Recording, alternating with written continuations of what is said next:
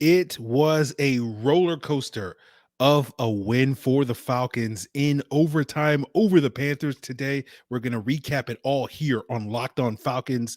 I'm your host, Aaron Freeman, and we'll also break down why the Marcus Mariota coaster, despite its very questionable safety rating, proved to be a little fun today. You are Locked On Falcons, your daily Atlanta Falcons podcast. Part of the Locked On Podcast Network, your team every day.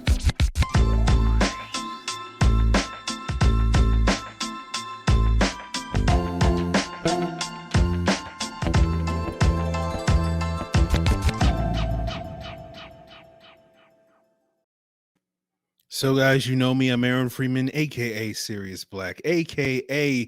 Mr. Drew, and a.k.a. your very humble host of this illustrious Locked On Falcons podcast, part of the Locked On Sports Atlanta podcast family. And we thank you guys for making Locked On Falcons your first listen each and every day. Of course, it's free and available Monday through Friday on a variety of podcast platforms, including Apple, Odyssey, Google, Spotify, and YouTube. Make sure you subscribe to Locked On Falcons on YouTube, and you will get that video version of the podcast the night before the audio drops. So let's jump right into it, guys. 68 minutes of absolute crazy, zany, cuckoo roller coaster. It was a wild ride here for the Falcons to get their overtime win, 37-34 against the Carolina Panthers. And I went to runningbacksdon'tmatter.com to look at the win probability chart just to sort of see all these wild swings that in the final 11 minutes of this game just went back and forth, right? You count those last 8 minutes of overtime, the last 3 minutes of regulation, just craziness. I think the Falcons had like over a 70% win probability with like 3 minutes to go in the fourth quarter.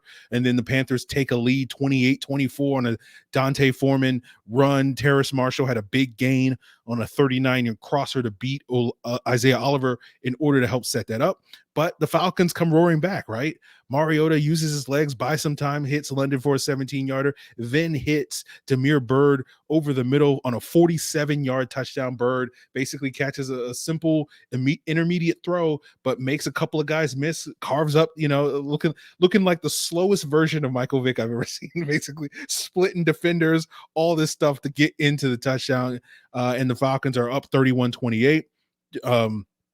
Just before the 2-minute warning. And then the Panthers get a quick 4 and out, right?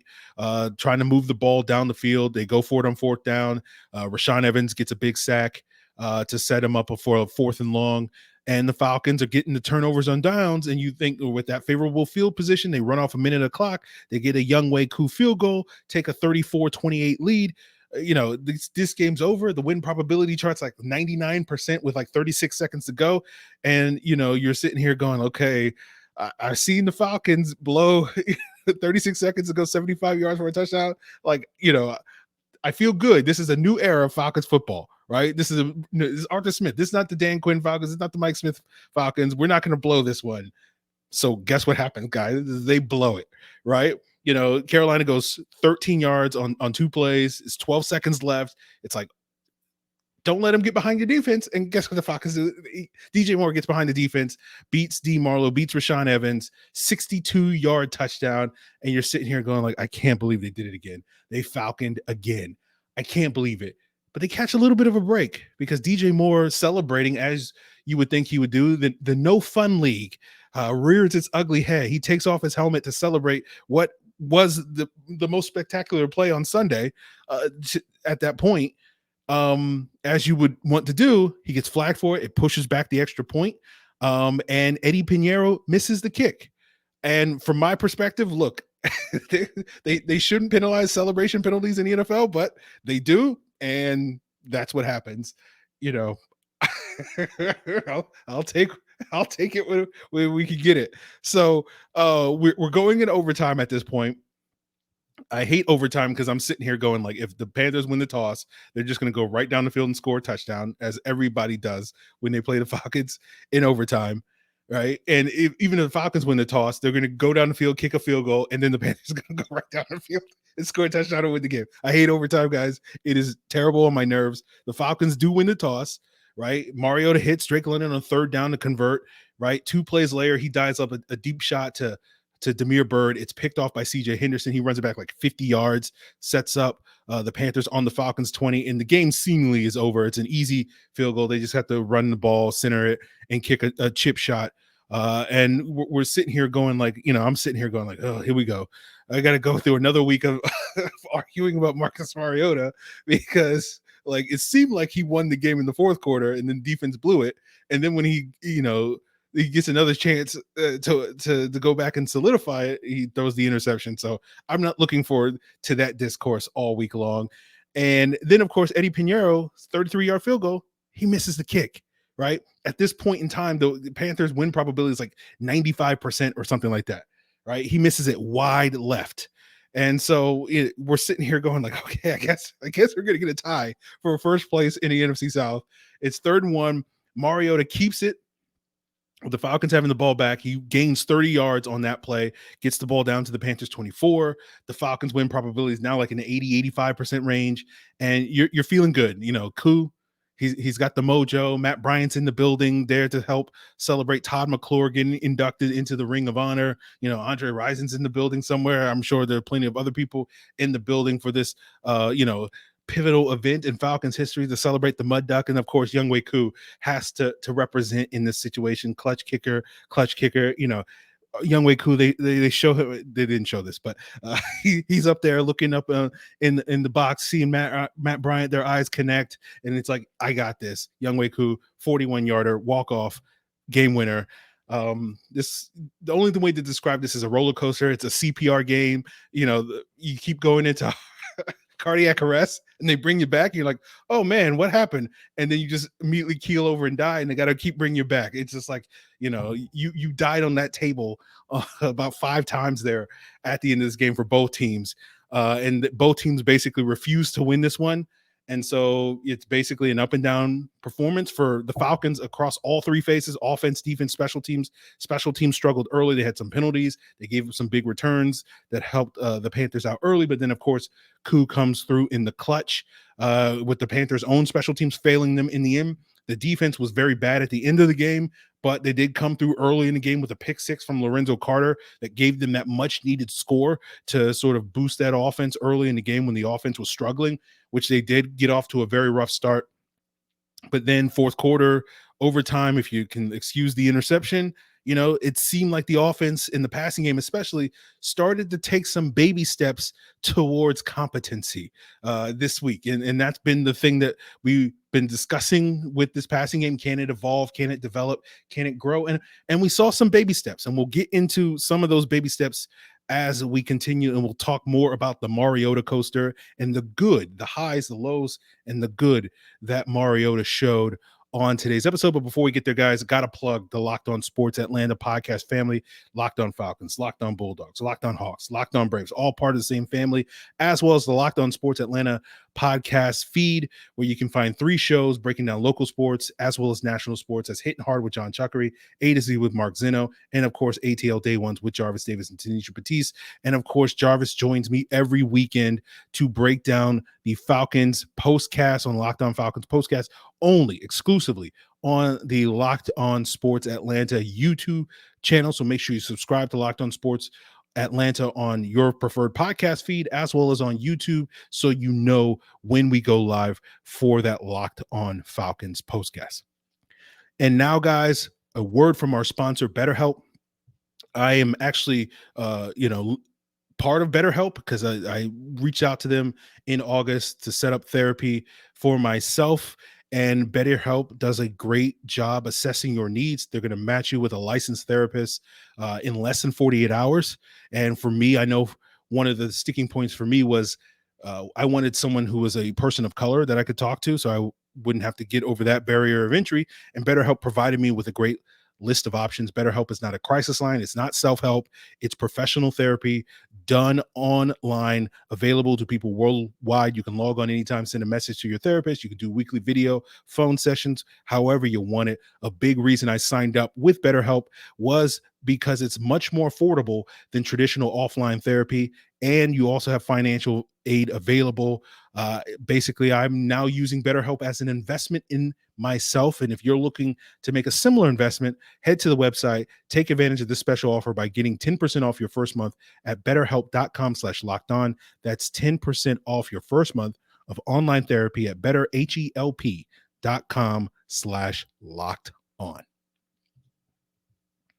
So as we continue today's Locked On Falcons, guys, I do want to thank you for making Locked On Falcons your first listen. For your second listen, check out Locked On Sports Today. From the games that matter to the biggest stories in sports, go beyond the scoreboard and behind the scenes with the local experts that only give you that insight that Locked On can provide by subscribing to Locked On Sports Today on YouTube or wherever you get your podcasts.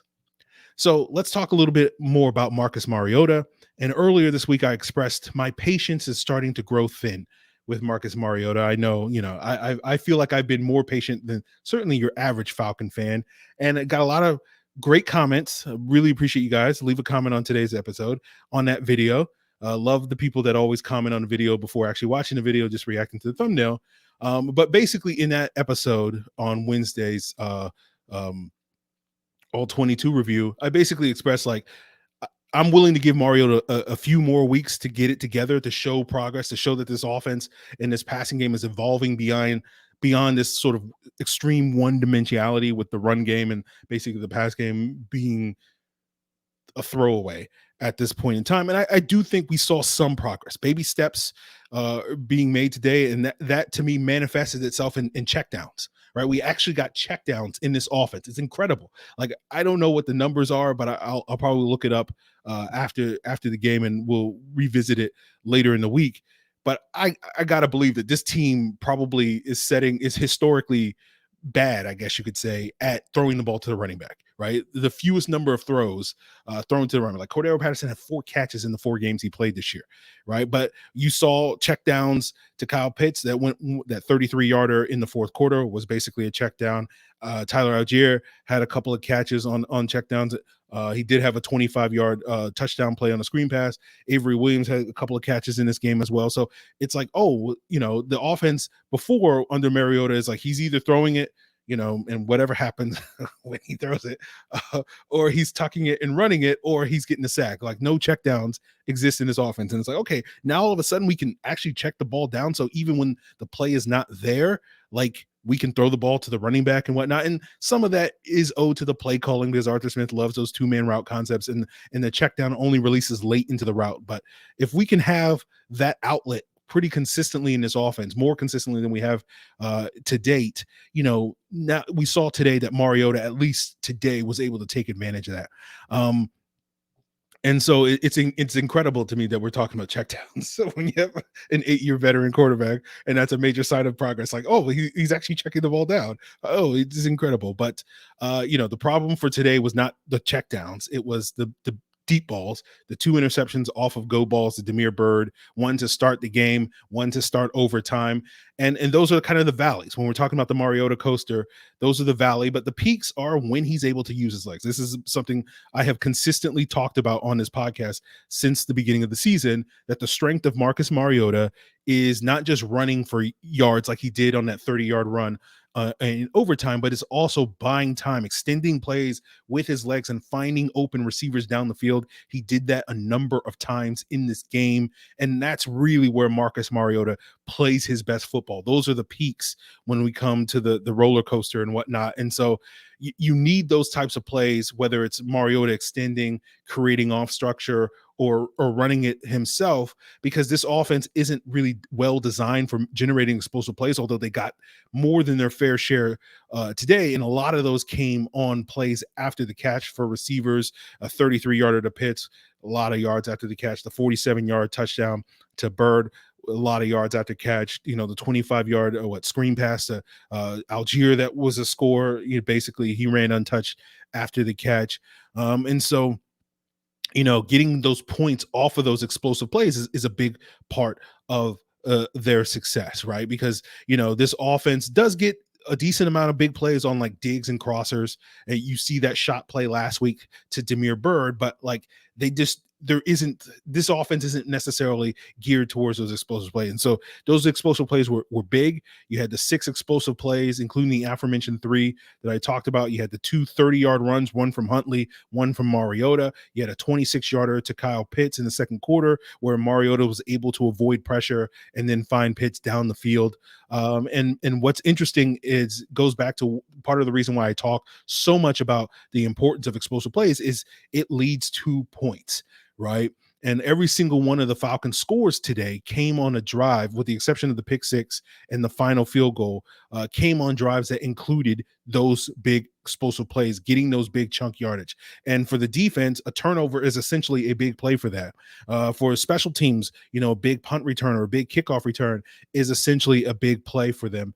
And so you look at that, including the turnover on downs that the Falcons set up that final field goal, as essentially big plays because they're able to flip field position, right? That's really what these explosive plays, these chunk yardage plays are all about, whether it's a defense creating a turnover on downs, getting an interception, or, a big punt return or something, flipping that field position, or the offense being able to get a big chunk yardage, moving forward. So, we talk about the Mariota coaster. It's a questionable safety rating, but when this offense is explosive, in part due to his legs, his ability to extend plays, and, in this game, trusting his receivers, I guess you could say that, checking the ball down and letting those guys cook after the catch, you feel a little bit better about this, riding this roller coaster. You may come off it, with a sore neck or something like that, but overall, like, the thrill is there. So we'll see if we can continue to build off of this game moving forward, or do we do what we did a couple of weeks ago after the 49ers game, where it looked like, okay, Mario's making strides and then there's a step back, right? And so hopefully we will see continued step forwards next week when the Falcons face the Chargers. But, we're going to wind up riding this roller coaster probably to the end, and whether it leads to, us getting off of the ride in the postseason and being like, hey, that was a pretty fun ride, or we all come crashing and burning at the end of the year, in a fiery crescendo. Who knows at this point in time? But we will leave the Mariota coaster aside, go get some funnel cake, and let's talk about this defense, because we got a lot to say. We got to refuel with some funnel cake, because we got a lot of good and a lot of bad to talk about this defense to wrap up today's episode, guys. But before we get there, whether you want to pop the question or you have a milestone to celebrate, Blue Nile can help you. As the original online jeweler, Blue Nile offers the largest selection of diamonds and pieces significantly priced below traditional retailers. Blue Nile has helped millions of couples create their perfect engagement ring with easy online tools to let you choose diamond shape, size, clarity, and setting style. Or maybe you're just looking for a piece of fine jewelry, but you're having trouble choosing. Well, the experts at Blue Nile are available via phone 24/7 on phone or chat, and they'll help you find the memorable gift that will fit every budget. Shop stress-free with Blue Nile's 100% satisfaction guarantee. All orders are shipped, discreet packaging, they're all insured, and you can get overnight shipping that's available if you're in a rush. So make your moment sparkle by going to Blue Nile, BlueNile.com. Use the code Locked On and you'll get $50 off your purchase of $500 or more. That's BlueNile.com, code Locked On to save $50 on your purchase of $500 or more. BlueNile.com, code Locked On. And guys, I want to let you know, as we continue today's Locked On Falcons, that you can check us out if you have Roku and Amazon Fire TV. The Locked On Sports Atlanta app, giving that great coverage 24/7 for free, is available now on Roku and Amazon Fire TV. So download the Locked On Sports Atlanta app today on Roku and Amazon Fire TV. So let's wrap up talking about the defense, and let's start with the good. The pick 6 from Lorenzo Carter. We talked about Lorenzo Carter when we signed him. He's a great coverage edge. He's the best coverage edge in the NFL. Not a superstar pass rusher, but hey, he made the play that we needed him to make to get this, offense and defense back into the game after falling into a hole a little bit on that pick 6. You had the big sack by Rashaan Evans at the end of regulation, that it seemed like, okay, the defense seems to have to come in here and they can have a struggle fest for 3.5 quarters, but then in the fourth quarter they're going to make the play. Usually Grady Jarrett, D. Alford, whoever. He also had a pass breakup late in that game, but Rashaan Evans comes through on a delayed blitz. The Panthers running back Spencer Brown, I believe, blew the protection, and Evans is able to get that stop on that turnover on downs. And so it looks like, okay, Rashaan Evans is going to be the hero of this game, right? But of course, fate would not allow that, which brings us to the bad, because Evans was one of the two guys, along with Dean Marlowe, that gets beat by DJ Moore on that long touchdown at the end of regulation. And, maybe we need to talk about the Rashaan Evans roller coaster, where, he's good when he's playing downhill and rushing the quarterback, not so good when he plays in coverage. And so if you guys, and we talked about this a couple weeks ago at the 49er game, if you're advocating for Troy Anderson to start, I think you should be advocating for him to start over Rashaan Evans, given those coverage issues that were fully on display in this game. So that Evans sack was the only sack of the game for the Falcons defense. So they weren't able to provide a ton of pressure in this game. They weren't really able to stop the run all that much. Falcons legend Deontay Foreman ran roughshod on them, had 118 of the Carolina's 169 yards rushing. The game plan, you had to stop DJ Moore, right? You had to make other players beat you. DJ Moore wound up, going for 6 catches, 152 yards. The Panthers had a ton of explosive plays. There was one 20-yard run by PJ Walker that gave Panthers 7 explosive plays in this game. That came on the final play of the first half. It was pretty much nothing.